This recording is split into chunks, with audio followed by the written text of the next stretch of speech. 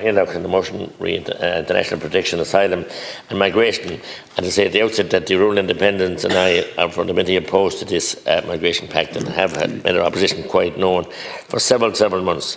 The Dáil Justice Committee wrapped up its discussions on the EU migration and asylum pact more than a month ago. Since then, your government has tactically postponed the debate and vote in the Dáil before the European local elections. And the dogs in the street know that. We saw from the referendum that you withheld vital information that should have been put into the public domain. And you try to do the same with this, just hide it from the people. A pact which took nearly a decade to negotiate in Brussels is set to be expedited through this Dáil channel this week in several hours. The EU Migration Pact consists of 5 separate regulations.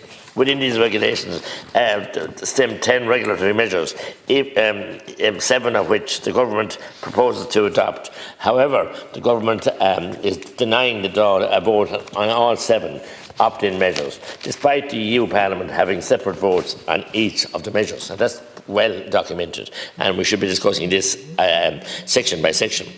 Because there is some good in it, as I said at the outset, but there's an awful lot of bad in it, as far as I'm concerned, for our country. On the 10th of April 2024, the EU Parliament voted approval of the pact. I couldn't but remember the 10th of April when Liam Lynch, Republican leader, fatally wounded 101 years ago in the Knockmadown Mountains, quite close to my home. An EU member state all EU member states, with the exception of Ireland and Denmark, became bound by the pact after it was voted by the Parliament and the Council.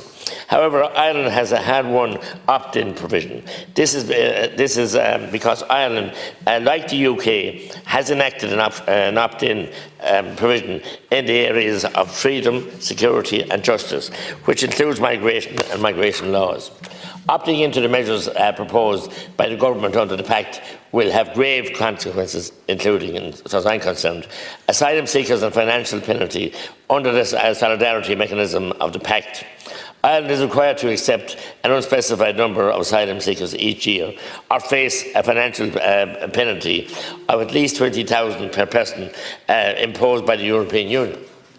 The quota of asylum seekers that each country will be assigned under the pact will be based on population size, which doesn't work in our favour because of our small population, and also according to our GDP, which is seriously skewed by our multinational investors that we have here at this time that could disappear any time like snow off a ditch. What makes matters worse is the fact that in future government, any future government, do not support the pact, they will not be able to opt out. While in theory a future government could ignore the pact, like Hungary, it would leave the country and taxpayers exposed to enormous fines. And why do we want to tie ourselves into some kind of a bond that we can't ever change? It's futile, it's short-sighted, it's divisive. The consequences of approving this pact or opting into the pact will neither impose an increasing number of asylum seekers on communities across Ireland each year and compel taxpayers to pay an annual fee of 20,000 for each person denied entry, 20,000 per person. The decision to opt into such an agreement is utterly irrational and transfers the authority of immigration decision-making from Dublin to Brussels. We're ceding our sovereignty. That's quite nakedly seen there for all its truths. Return of asylum seekers. The process of returning asylum seekers to their first country, countries of asylum, or the countries that safe countries, will become more challenging due to the stricter rules. These rules include guarantees for the applicant's rights of access to higher education and the ability to stay in the country unless they pose a security risk. That is very, very scary. Designation of safe countries.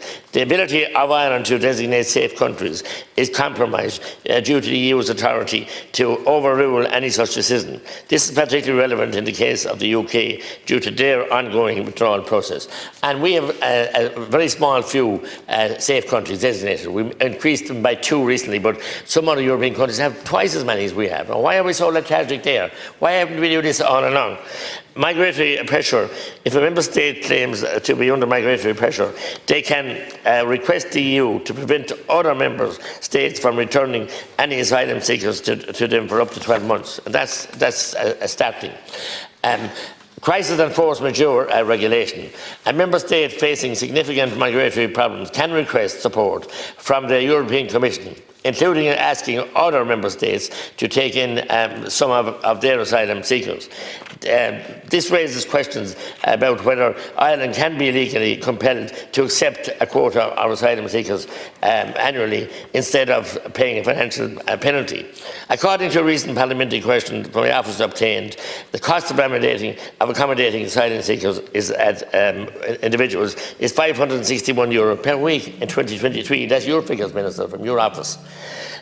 From the same data, we know that 64% of all asylum applicants assessed for eligibility in 2023 did not qualify, indicating that they were either illegal immigrants or should never have been in the asylum system in the first place. So we've been unable to deal with it. We did had a minister, it's taken 19 months for an assessment.